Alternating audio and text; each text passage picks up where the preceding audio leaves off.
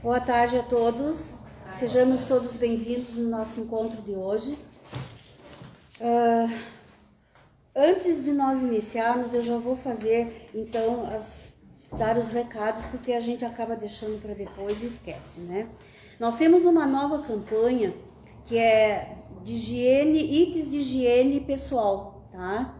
Absorventes, sabonetes, shampoo, condicionador, escova de dente, creme dental, desodorante, tá? A gente está fazendo uma campanha, então, também para distribuir, né, os absorventes para as mulheres, né? E então tem essa campanha nova. Então, quem quiser colaborar, os lacres de alumínio, as tampinhas continuam, né?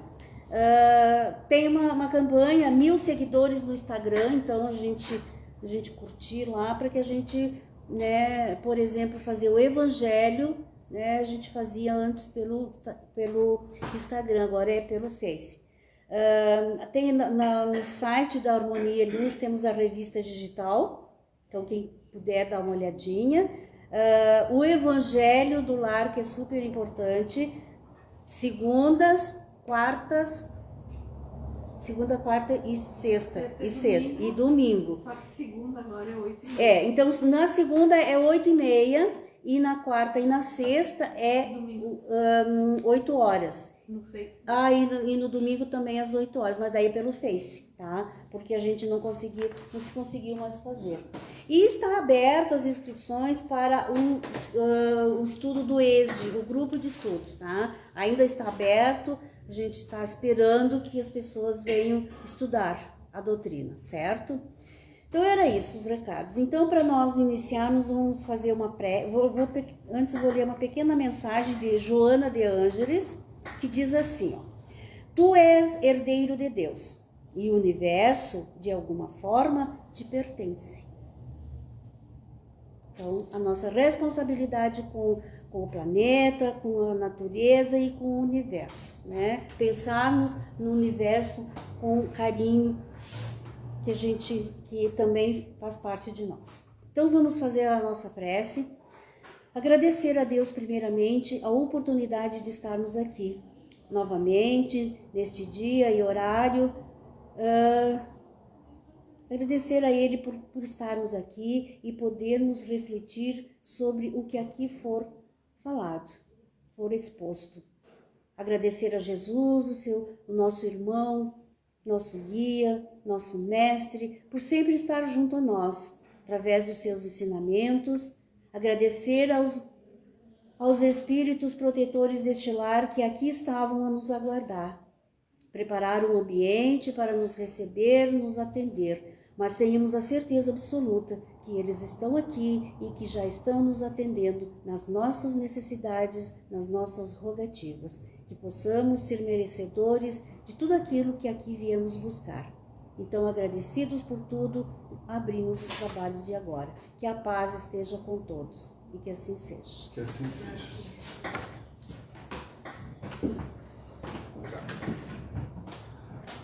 Oi pessoal, tudo bem? Boa tarde. Eu sou Miguel e depois da prece da Joana nós vamos então falar sobre espiritismo, que é... Deixa eu ficar aqui certinho aqui com a minha diretora de câmera aqui, tá bom? Então tá bom. Depois eu tomo um xingão, não perco o patrocínio. Exatamente, te concordo. Então vamos falar sobre espiritismo, né? Pelas redes sociais, fica gravado, é atemporal, mas também para gente que está aqui, tanto em corpo físico, já recebendo atendimento, quanto em corpo espiritual também, já recebendo atendimento. E o corpo espiritual é o perispírito, que já é estudado, né, há muitos anos, desde o tempo do Allan Kardec. Outras filosofias, religiões antigas, né, tiveram também essas visões, mas nunca tão popularizado e organizado e simplificado como o Espiritismo fez. Organizado, simplificado, para que a gente possa entender um pouco mais de quem somos, de onde nós viemos, para onde nós vamos, né? A gente tem conversado aqui bastante em grupo, justamente para que nós possamos fazer esse intercâmbio de energias, de troca, que é realmente, né, a questão do universo em movimento, a troca de energia para o bem, para o amor, para a liberdade do espírito em evolução.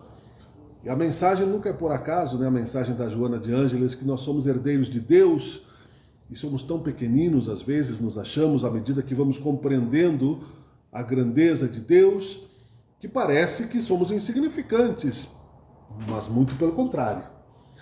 Muito pelo contrário, a bondade e a misericórdia de Deus atinge o infinito, mais aparente, insignificante ou distante átomo das nossas células é organizado pela força da inteligência divina, a inteligência suprema do universo.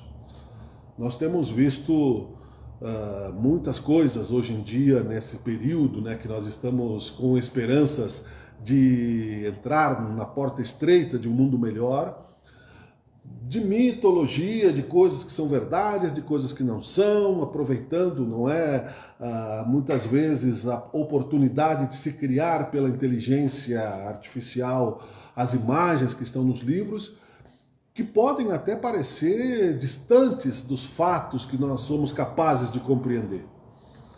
Mesmo que sejam verdades, a política universal, interplanetária, naves espaciais, anjos magníficos, disputas políticas, né, que eles falam de Jesus com Javé, com Lúcifer, com a grandeza dos universos, isso está um pouco distante do nosso presente agora e não é o que o Espiritismo, né, se presta a nos ensinar.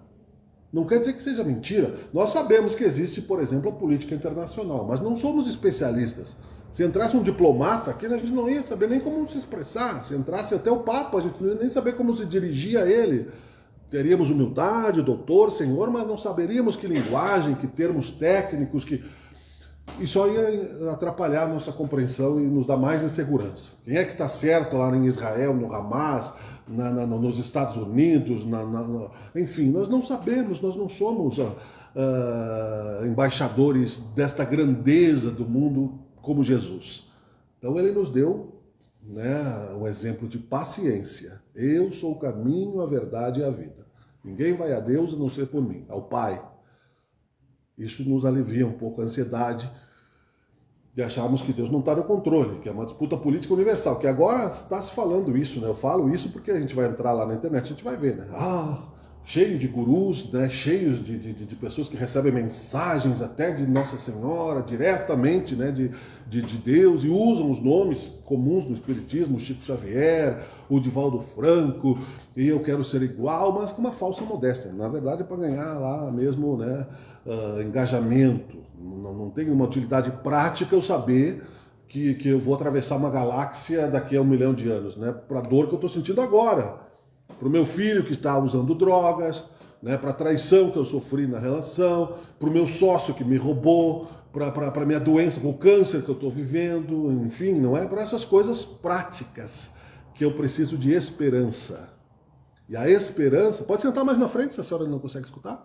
Pode vir mais para frente. Está ouvindo bem? Quiser sentar aqui, ó, pode escutar aqui. Venha, fica à vontade. Né? É isso, que bom.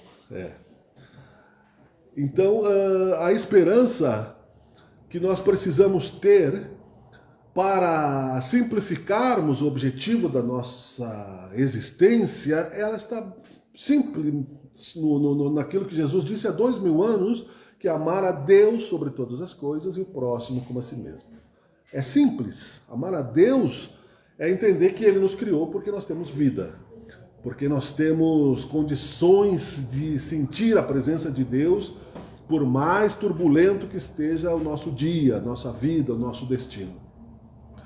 E ao próximo, como a nós mesmos, é porque nós temos a consciência das nossas necessidades, e se entendemos que o próximo também tem o mesmo tipo de necessidades, nós entenderemos que a gente pode trabalhar com a consciência da empatia, da caridade, essas necessidades, e amar incondicionalmente, naturalmente, percebemos, sem necessidade de explicar porquê, sem motivo de ficar explicando, o amor. A gente sabe muito bem que quando eu amo, eu sinto, né, a reciprocidade. Mesmo que ali haja uma ingratidão. Mesmo que eu ame sem receber retorno, porque o amor é incondicional. Primeira coisa, o amor, imediatamente, um ato de amor, um ato de caridade, ele em si só se manifesta em energia construtiva na gente. Então, quando a gente está esperando resposta, aí não é um amor, aí é um negócio. Quando eu estou dando, esperando resposta, quando eu dou alguma coisa de amor condicionalmente, então quem tem amor incondicional sabe, né? Por qualquer coisa que seja vida, né? Não por coisas materiais, evidentemente, mas por árvores, não é? Por animais, por pessoas, filhos do coração. Quem adota filhos sabe que às vezes ama até mais do que filhos da carne, né? Às vezes nós amamos os filhos da carne por orgulho e achamos que o resto da humanidade não merece o mesmo amor, né? Tudo isso faz parte do que o Espiritismo levantou a consciência de que a imortalidade da alma vai nos trazendo respostas ao longo da nossa existência. E que a nossa existência não é uma só. Tudo o que nós estamos vivendo, portanto, tem uma razão de ser. Todos os problemas, todas as soluções, todos os vícios e todas as virtudes que nós construímos e identificamos na personalidade que nós temos, faz parte de um processo de construção deste universo, que herdamos de Deus também, para podermos nos manifestar, e que nos dá o direito de ser quem nós somos, mais ou menos felizes num processo evolutivo, mais ou menos justos, mais ou menos bons, porque bons é só Deus, disse Jesus Cristo para os apóstolos, por que me chamais de bom? Né? Bom é Deus, né? Nós somos seres em evolução. Mas, porém, e eu quero trazer esse contexto inicial para uma questão de saúde psicológica, para uma questão de saúde emocional que é mundialmente reconhecida, que é a questão da automutilação, da violência contra si mesmo, da fuga do corpo, né, que é o Setembro Amarelo, ao qual nós estamos vivendo no mundo todo. A Organização Mundial de Saúde faz todo um balanço, todo um tratamento, toda uma estatística sobre isso, e nós temos, até corrigindo um dado que eu citei num outro momento, sobre o nível de suicídio no Rio Grande do Sul, é 4 por dia. Eu falei Brasil, é mais no Brasil. Eu vi uma entrevista segunda-feira sobre isso na Rádio Gaúcha, né? Nós é o maior, né? Pode em escutar. 2019, o Rio Grande do Sul era um recorde. Exatamente. De suicídios. Pois é. E não é somente pessoas adultas, são inclusive crianças, né? Por quê isso acontece? Né? Por que nós estamos fugindo da vida em qualquer fase? Isso está no Apocalipse, inclusive no processo do João Evangelista, que seria tão insegura a humanidade desta época, e é insegura porque a fé é vacilante, só por isso, que fugir do corpo parece uma solução para os problemas morais, éticos, sociais. Porque nós não fomos, por nós mesmos, não é? Autoconstruídos para sermos fortes diante do processo da reencarnação. Nós temos um propósito de estarmos reencarnados. Nós não temos a chave da saída. É um dos piores crimes que se comete contra o amor de Deus, e uma das maiores ingratidões é abandonarmos, né, a luta da vida achando que Deus nos abandonou. Achando que Deus não está no controle disso, que Deus vai nos deixar à mercê, né, dos inimigos, entre aspas, que também são filhos de Deus, que têm outra visão, maduras ou não, né, isso é outra questão. Jesus disse que quem o amasse com a humildade de seguir o seu exemplo não teria problemas em enfrentar a ingratidão, aquilo que os apóstolos enfrentaram, né, a incompreensão e outros problemas que a vida nos oferece, e que somente uma fé raciocinada e forte para nos dar persistência de seguirmos até o último segundo de nossas vidas. Eu vou repetir um exemplo que eu citei. Uma das filhas adotivas do Divaldo Franco era a irmã dele reencarnada, que na encarnação anterior, não é, se suicidou tomando veneno de rato, eu acho que foi, e ela reencarnou, apareceu como uma criança lá que ele adotou já na Mansão do Caminho, e ela dizia: Didi, sou eu voltei. Só que ela estava toda destruída, sofrendo muito ainda, e não completou aquela adolescência, era só Era só aquela infância, né? Mas ela sabia que era ela e reconheceu o Divaldo Franco. E ele, emocionado, né, reconheceu a irmã, que foi muito triste, inclusive, para a mãe, que abandonou o catolicismo porque o padre não queria rezar para aquela alma. Né? Antigamente era assim, hoje não sei como é. Continua, né? Não havia nem sepultamento para o suicida. Não Né? divulgam muito, né? Então, exatamente. Pode ser até maior do que a gente imagina. Então, o que houve nessa questão? Quando ela tomou o veneno de rato na encarnação anterior, ela feriu o corpo espiritual, o perispírito. Porque aquilo de mal que a gente faz pra gente no corpo físico repercute no corpo espiritual, que é um corpo que nós vamos usar neste planeta todo o tempo que nós estivermos encarnados neste planeta. Né? Que é como se traduz, né? O Allan Kardec teve o cuidado de dizer, né, chamou perispírito como se fosse lá uma planta, né, que tem o corpo espiritual, que é a nossa consciência, que nos dá vida, a centelha divina, o perispírito, que é uma ferramenta semimaterial, com uma matéria um pouquinho mais leve, que nós não vemos, que é invisível a esses olhos da carne, e o corpo de carne, que é formado no útero da mãe. O corpo de carne formado no útero da mãe, ele passa por um processo de administração do plano espiritual oriundo no ministério da reencarnação. Nós já vivemos muitas vidas. Então, numa delas, a última, né, que nós estamos vivendo agora, nós chegamos, nos inscrevemos lá no plano espiritual para reencarnar. Chegou a nossa hora, encontramos um pai, uma mãe, os psicólogos do plano espiritual. Nós temos uma carteira de identidade astral, que é o nosso nome lá no plano espiritual, que atravessa todas as vidas. E nos foi feito todo um projeto, um tratamento para que nós pudéssemos então fazer um planejamento de que encarnando através daquela mãe, daquele pai, daquela família, nós conseguíssemos, né, aprender a amar, aprender a perdoar e evoluir tanto emocionalmente quanto intelectualmente. Quantos anos?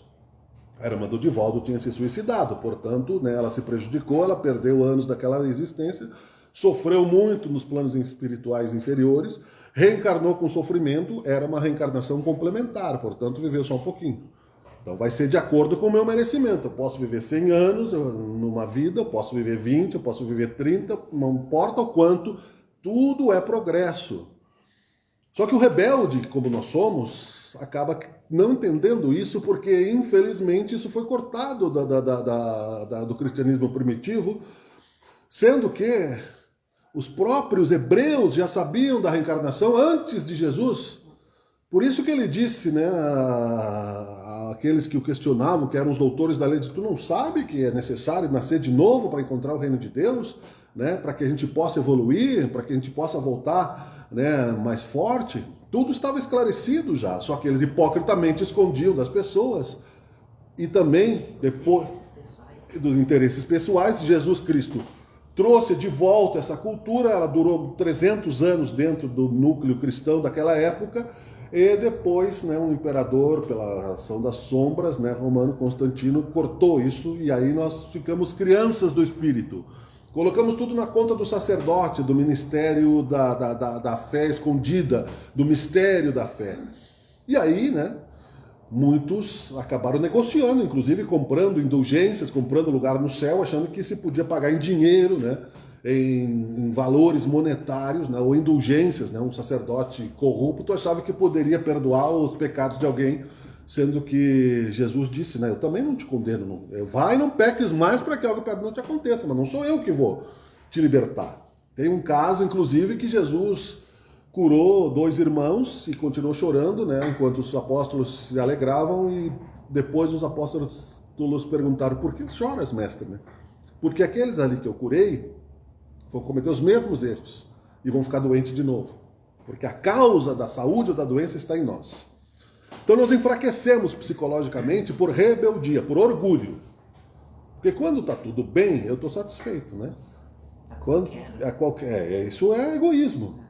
Né? É egoísmo. Se está tudo bem na minha casa, se está tudo bem no meu círculo de relações, se está tudo bem no meu trabalho, a vida é uma maravilha. Se tem gente passando fome na África, não é problema meu.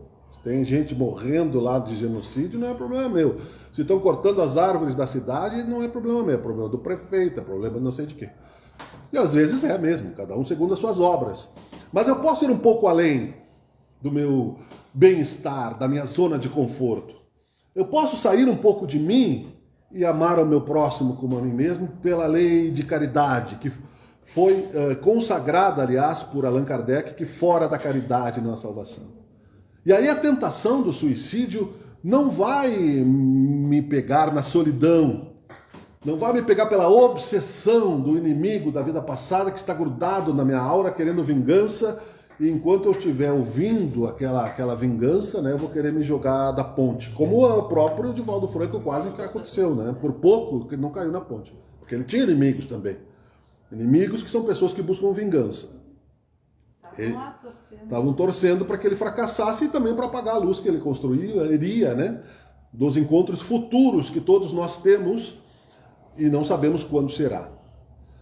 Então, isso tudo faz parte de um processo de crescimento espiritual, encontrarmos propósito para a existência carnal e que não seja apenas ganhar dinheiro, né? Que não é ruim, né? Claro que não é ruim ganhar dinheiro. Só que se eu colocar isso, né, na minha condição de sucesso, como se a riqueza fosse o único propósito da vida, eu estou condenado, né, à frustração. A frustração. Okay? A felicidade da pessoa depende do dinheiro que ela tem. Se eu colocar a minha felicidade nisso, né, é passageiro. Né? Robert Redford morreu, desencarnou 89 anos. E a gente estava assistindo lá uma vida de sucesso, merecia. Fez sucesso jovem, tinha um corpo bonito, era um galã, ganhou dinheiro, 89 anos, mas e aí? Ah, mas agora ele vai para o inferno? Não, vai continuar do outro lado, né? A gente não sabe se ele fez o mal, provavelmente não, né? Provavelmente sim. Então, quer dizer, nós temos que fazer uma associação de pensamento nessas questões de realidade, porque o Espiritismo soluciona muitas questões que nos trazem a propriedade de que nós não somos donos do corpo que nós habitamos. Nós somos usuários, usufrutuários.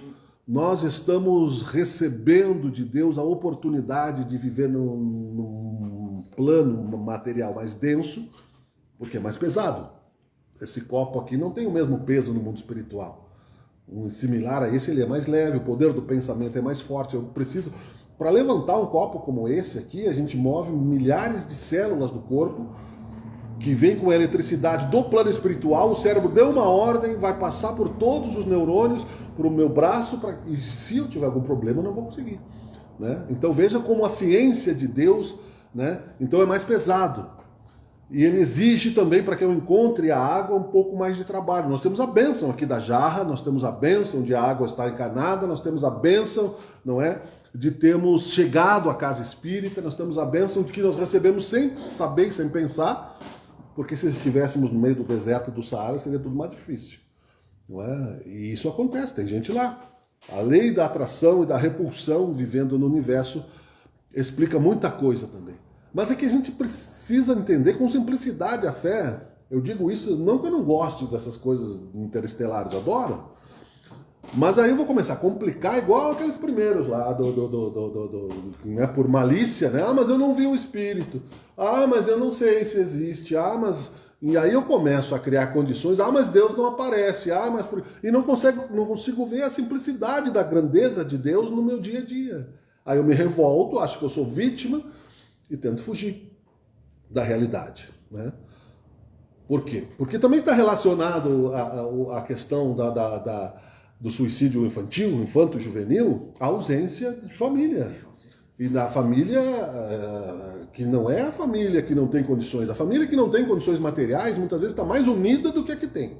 Porque daí você larga lá com computador, né, com babá eletrônica, com inteligência artificial, não tem tempo para nada, não conversa, não sabe o que aquelas crianças estão passando, é um espírito reencarnado, às vezes cheio de obsessões, e acaba, né, sofrendo essas obsessões, ou você mesmo, porque os espíritos obsessores, vingativos, quando não conseguem nos atingir, tentam atingir a família, os filhos, né, a esposa, os amigos, para criar obstáculos.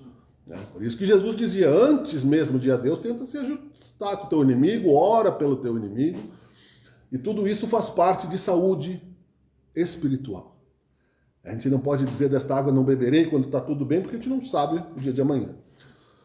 Só que se eu entendo bem que eu não posso abandonar meu corpo sem a vontade de Deus, o que eu preciso fazer? Viver um dia de cada vez, porque senão eu não vou conseguir suportar a ansiedade que me causa a expectativa do futuro. Eu não sei exatamente, eu posso criar parte do futuro, isso sim, parte da mentalização positiva eu posso. Eu posso, como co-criador, como parte de Deus, né? Um exemplo, como é que eu vou criar uma coisa que eu não sei? Bom, eu vou construir uma casa. Eu imagino essa casa, eu imagino a cor da parede do banheiro, eu imagino, né, a cor do vaso sanitário, a cor da pia. Eu estou criando, estou atraindo energias, estou atraindo coisas materiais, eu vou trabalhar, vou pegar o dinheiro, vou comprar, vou fazer isso. Então isso é um processo de construção que no futuro, ao infinito, nós vamos construir outras coisas. Nós também nos autoconstruímos antes de reencarnar no Ministério da Reencarnação. Lá eles nos dão treinamento para a gente ter vontade de construir este corpo físico que nós vivemos, né? Felizmente, né, nós temos uma relativa boa vontade de estarmos mais ou menos equilibrados na condição de entendermos minimamente o que isso significa. Mas como as pessoas têm medo desta transição planetária, porque as pessoas estão assustadas com um monte de lorota, de falsa inteligência, que estão se aproveitando da curiosidade para dizer, né, que eu vou para o céu e por esse planeta e você vai para outro planeta. Né? Eu sou aqui o receptor, né, de Nossa Senhora, de Jesus. Dê o seu like, né, para vir comprar o meu livro. Né? E esquecem de entender simplesmente que é só a caridade que resolve. Quem é que me diz que eu vou ficar nesse problema? Não sei se eu vou passar a porta estreita ou não. A porta é estreita, muitos serão chamados, poucos os escolhidos, para uma dimensão de regeneração. Vou ficar esperando o juízo final? Porque ninguém fala em caridade, se fala, né, nessas conversas de mudança de espírito, mas a caridade é o que nos salva. Caridade que não é somente dar dinheiro, é caridade que é você também fazer uma oração pelo outro, fazer uma oração na tua casa, perdoar aquelas pessoas que te ofenderam, buscar entender um pouco melhor o próximo, seja um colega de trabalho, seja quem for. Tem condições mais difíceis de vingança. Isso nos livra da tentação do mal, do peso energético que abre as portas para o suicídio, sim, temporal. André Luiz foi considerado um suicida.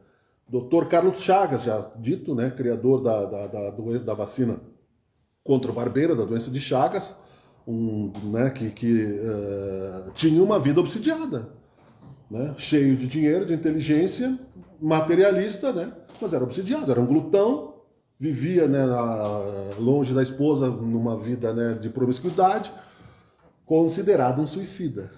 Ele não aproveitou toda a energia que ele tinha. Nós somos completistas quando recebemos uma carga de energia de Deus, como uma bateria de celular. Ela vai até o 100%, né? Boto na tomada, recebi lá de Deus 100 anos para viver. Mas aí eu comecei a usar mal essa energia, né? Eu comecei a me desgastar com ódio. A raiva mata a célula do corpo, o ódio.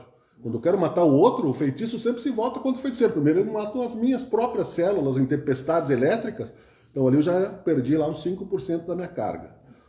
A glutonice, né? Eu comi X coisas, mas eu quero comer mais X porque eu adoro. Então eu fico lá, né? Uma barriga de elefante, né? Um fígado inchado, né?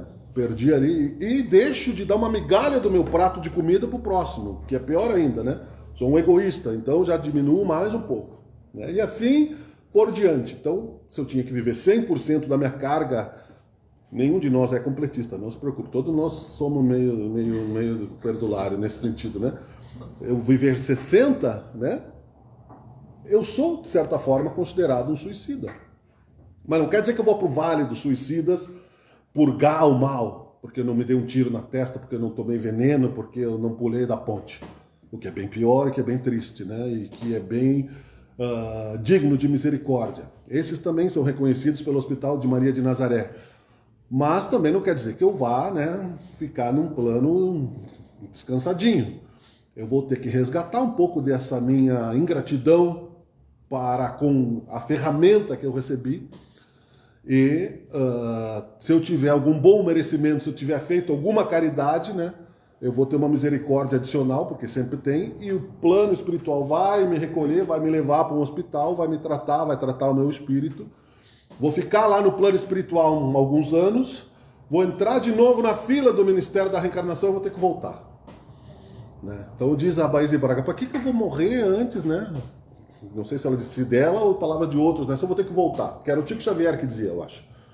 Então vamos viver completamente essa encarnação, o máximo que conseguirmos, e para isso serve a medicina, por isso é que Deus permite a medicina, que a gente possa, né, trocar a catarata, porque a gente possa trocar a prótese do joelho, porque a gente possa trocar o fígado, o coração, né? O Faustão já é outro, daqui a pouco ele já volta, né? Como um robô, né? Só o Faustão. Que Deus ajude, né? Mas é um exemplo, claro. Mais proveito, né? Nós temos. Ele já trocou o coração, o rim 2 vezes e o fígado. E está vivo. E está vivo. Né? Então, claro, está ajudando a medicina, inclusive, né? Porque não... A gente brinca com a dor do coitado, né? Mas enfim, não é uma ideia que eu quis dizer, mas também temos a certeza de que quanto mais tivermos proveito da encarnação, não podemos diminuir nem na eutanásia que significa encurtar a vida daquela pessoa que está em coma, porque já não tem mais proveito nenhum, porque ali o espírito está meditando também coisas que podem mudar. Uma fração de segundo de pensamento, de arrependimento, muda um infinito. Pode, né? A gente não sabe quando floresce o perdão. A gente não vê quando a flor desabrocha, né? Mas dentro daquele coração odioso está forçando a centelha divina, vencendo aquele rochedo de ingratidão, de orgulho, de maldade. E uma lágrima, no segundo que ela acontece, ela muda o infinito, né?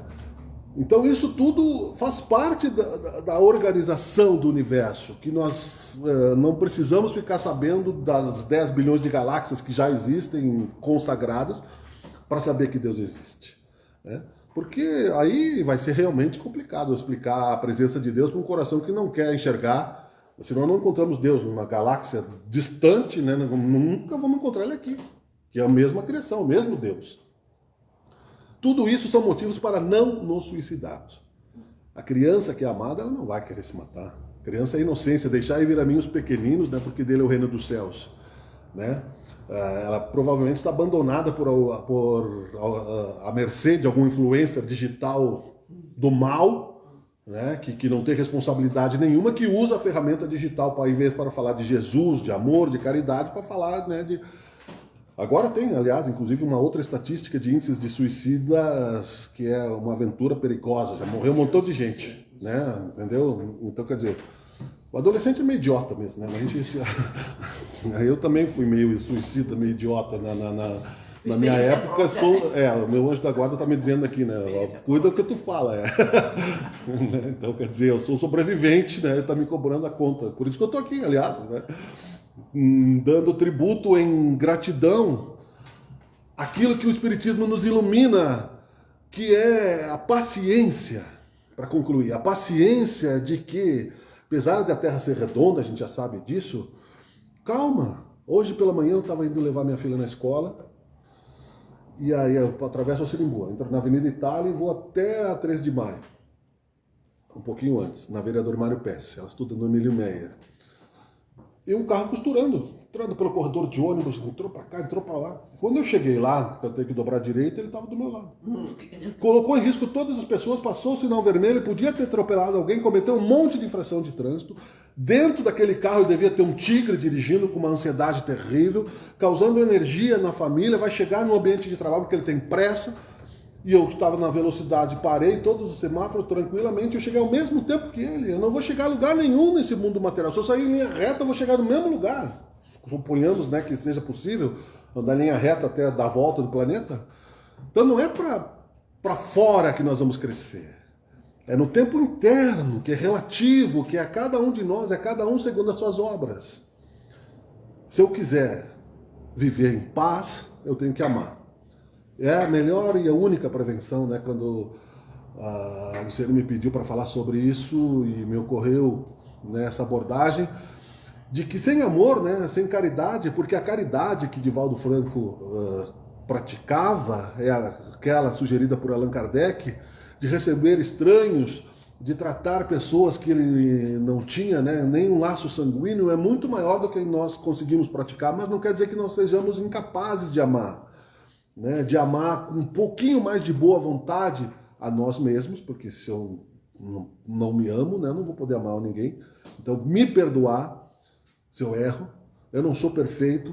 O suicida, muitas vezes, ele é uma pessoa que tem um orgulho muito grande e, portanto, ele não suporta a vergonha do fracasso. Como é que eu vou explicar que eu perdi um montão de dinheiro, ou do vício, ou, né, ou aquilo que é pregado no Japão, o harakiri, porque é uma questão de honra, se você é um fracassado, isso já é milenar. Ou os kamikazes na Segunda Guerra Mundial que se suicidavam em nome da salvação da pátria, que era também um suicídio, nós temos estudado isso, né, também aqui. Então, o amor se desdobra na caridade, é fora da caridade que não é a salvação. E essa bênção vai nos proteger, porque vai nos criar, não somente de nós, mas por merecimento, vai nos criar uma barreira magnética de amor. Aqui, só para concluir de verdade, aqui nós temos invisível funcionando, né? Não é místico, mas a gente não enxerga, a não ser o médio vidente, mas a gente intui. Então existem barreiras para que não fique uma esculhambação no plano espiritual, porque os espíritos estão trabalhando. Se eu tenho uma doença, recentemente eu tirei aqui uma manchinha de pele que nasceu no meu perispírito, que aqui foi, né? Inclusive, estranhamente eu sonhei que alguém estava queimando com um cigarro o meu braço uns 6 meses antes. E aquela mancha não saía mais. Né? Nós criamos a doença no mundo espiritual e ela vem para cá. Só que às vezes é também a própria doença que nós criamos é o que nos cura, né? Porque se a gente se a gente não se transformar, a gente vai se suicidar muitas vezes. Tem espíritos que nascem sem perna, sem braço, para não poder se matar. Porque costumaram a fugir. Tem um problema, eu fujo. Ou eu vou beber, ou vou me drogar, né? Ou eu vou virar seja o que Deus quiser. Tudo isso faz parte da fé construída com raciocínio e cada um segundo suas obras. Não quer dizer que isso nunca mais vai acontecer, mas para prevenir sem amor vai ser difícil. Né? Se nem Deus faz isso, nós temos que fazer a nossa parte e deixar cada um escolha o seu próprio caminho e que possamos receber com humildade e gratidão também a ação dos nossos anjos da guarda que nos deram muitas vezes o livramento de coisas que poderiam ter sido piores. Muito obrigado, Senhor, por nos dar esta oportunidade de entender o Espiritismo. Sabemos que é muito pouco tempo para falarmos mais profundamente reflexões que são filosóficas, mas por apenas indicações que estão no Evangelho e outras questões que o Espiritismo traz como cultura, não querendo ser melhor que ninguém, nos sejam amplificadas e, mais do que tudo, compreendidas, Senhor, em nossos corações, nossos sentimentos e na nossa vida. Que seja feita a tua vontade e que assim seja.